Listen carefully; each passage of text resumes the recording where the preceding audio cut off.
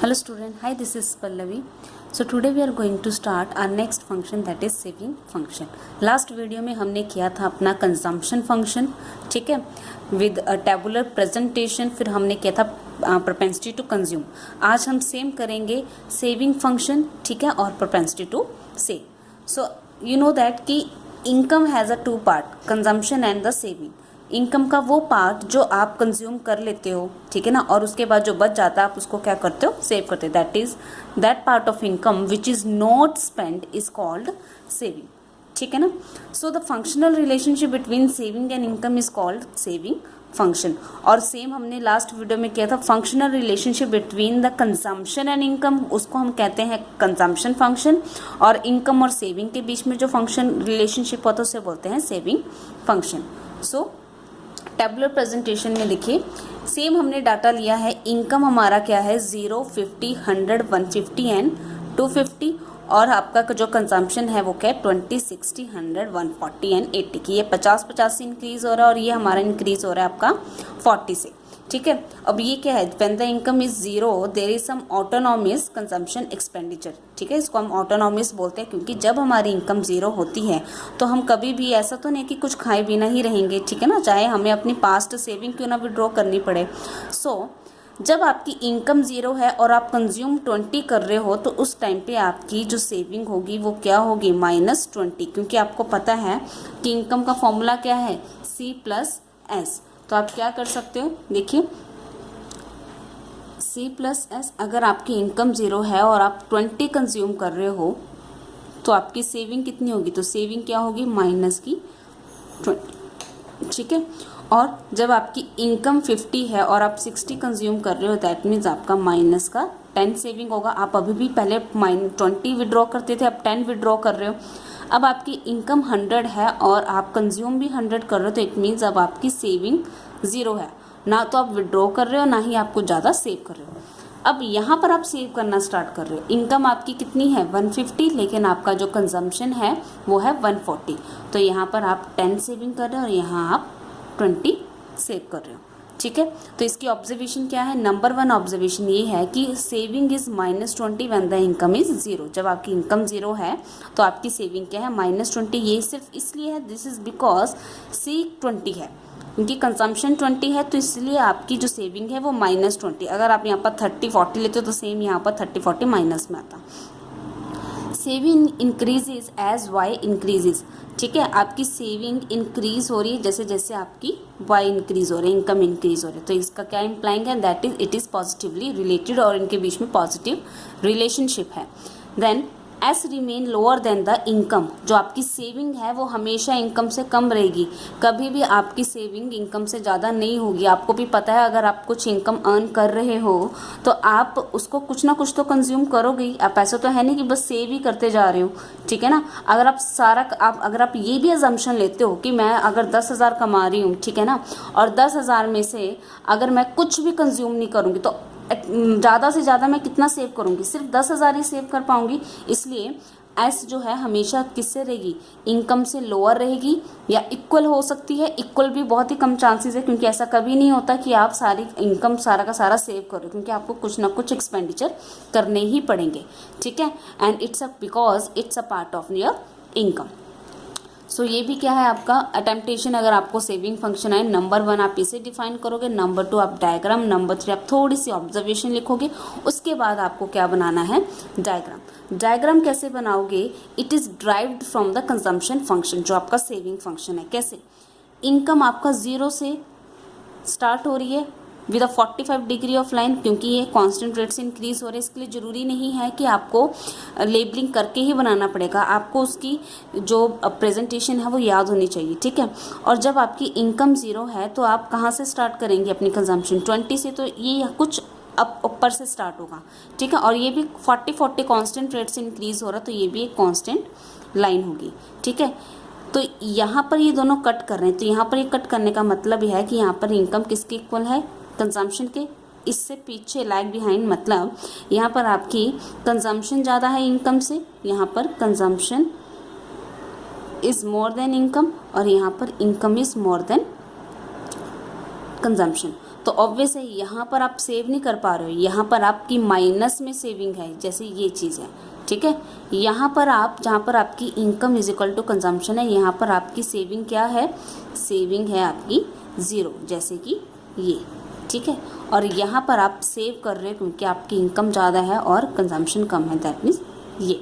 तो अब इसको आप ड्रामेटिकली कैसे शो करोगे, ये देखो, जहाँ पर तो हमने इसी में ही करा है, जहाँ पर आपकी सेविंग 0 है मतलब यहाँ पर कट करोगे, ठीक है।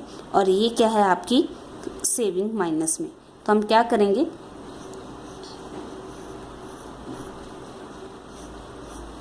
स्केल के साथ आप लाइन लगा सकते हो, ये चीज़ कि इस यहाँ पर आपकी क्या है, सेविंग 0 है, तो हमने यहाँ पर आपकी सेविंग क्या दिखाई, 0 दिखाई, ठीक है ना। इससे पहले आपकी जो सेविंग थी वो क्या थी, नेगेटिव में, तो ये नेगेटिव का पोर्शन है, ठीक है। तो यहाँ पर आपकी सेविंग है नेगेटिव में, और यहाँ पर इस लाइन से ऊपर आपकी income is more than consumption, तो आपकी यहाँ पर ये सेविंग क्या है, पॉजिटिव में,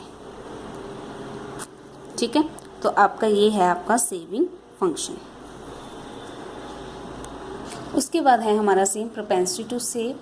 तो प्रोपेंसिटी टू सेव क्या है, the proportion of that income which is not spend on consumption is called propensity to save. तो इसमें भी आपके 2 पार्ट आते हैं, एवरेज प्रोपेंसिटी टू सेव जिसका फॉर्मूला है सेविंग अपॉन इनकम, और marginal propensity to save, that is change in saving upon change in income. So propensity to save refers to that proportion of income which is kept as saving and it is the ratio between saving and income.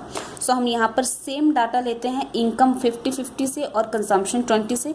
तो यहाँ पर आपकी saving पहले आपको निकालनी पड़ेगी, यहाँ पर आपकी माइनस की 20 सेविंग, -10, 0, 10 एंड 20। तो आपका एवरेज प्रोपेंसिटी टू सेव कितना आएगा यहाँ पर, अगर किसी भी डिजिट को हम 0 से डिवाइड करते तो यहाँ पर क्या आता है, इन्फिनिटी आएगा, ठीक है। तो उसके लिए हम यहाँ पर एक डैश लगाएंगे।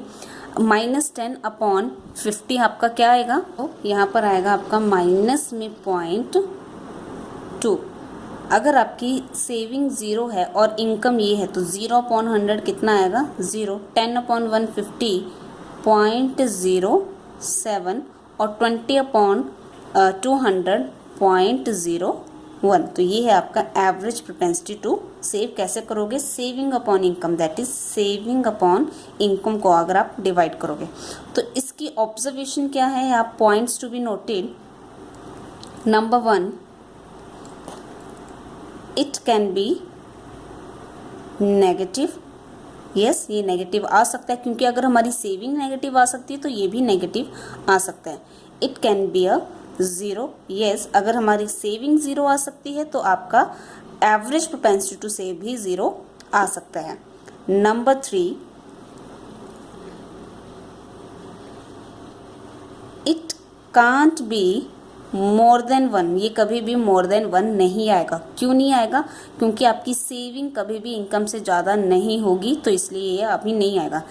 तो कैसे आपका मोर देन 1 कैसे आएगा, जैसे कि अगर आपकी इनकम अगर 50 है तो आपकी सेविंग 60 होनी चाहिए, ऐसा कभी हो ही नहीं सकता। क्योंकि हमने आपको पीछे भी बताया था कि कभी भी जो आपकी सेविंग है वो कभी भी इनकम से ज़्यादा नहीं आएगी, ठीक है ना। तो ये नेगेटिव आएगी, सॉरी, ये कभी नेगेटिव भी आ सकती है, ये 0 भी आ सकती है, लेकिन ये कभी भी मोर देन 1 नहीं आएगी। It can be less than 1, yes, ये लेस देन 1 आ सकती है अगर आपकी सेविंग इनकम से क्या हुई, कम हुई। और आपका एक लास्ट बचता है number 5, it can't be equals to 1। ये कभी भी 1 के इक्वल नहीं आएगा, ठीक है।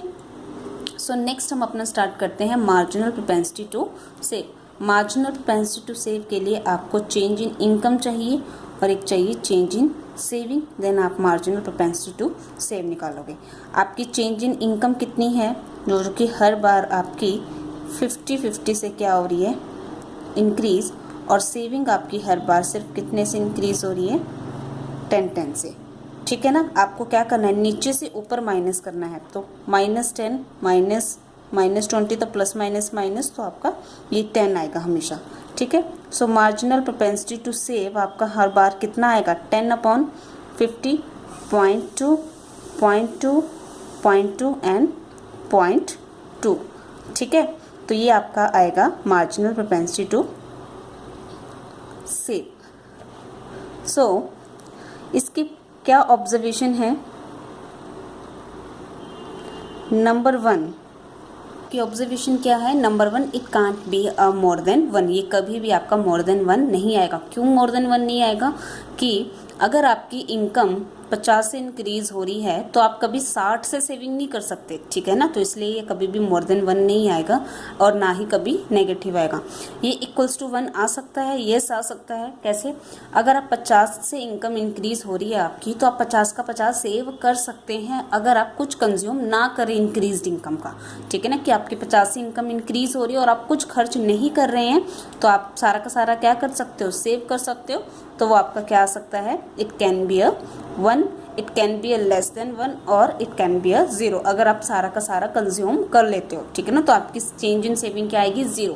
50 से इनकम इंक्रीज हुई और 50 का 50 ही खर्च कर देगी, पॉसिबिलिटीज है, ठीक है।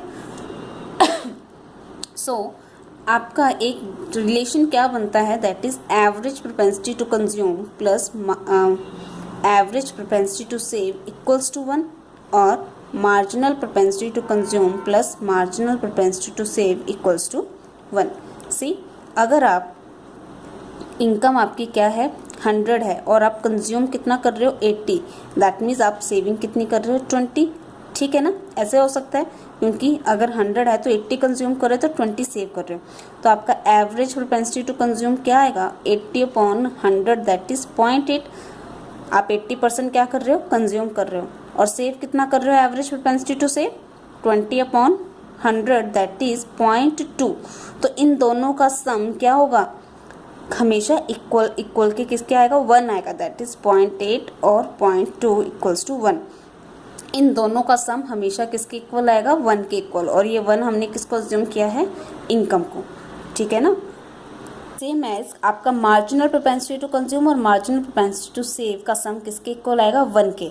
अगर आपकी इनकम 50 से इंक्रीज हुई है, सेम एग्जांपल लेके चलते हैं, तो आप अपनी कंजम्पशन कितने से इंक्रीज कर रहे हो? 40 से। और आप अपनी सेविंग कितने से कर रहे हो? दैट इज 10 से।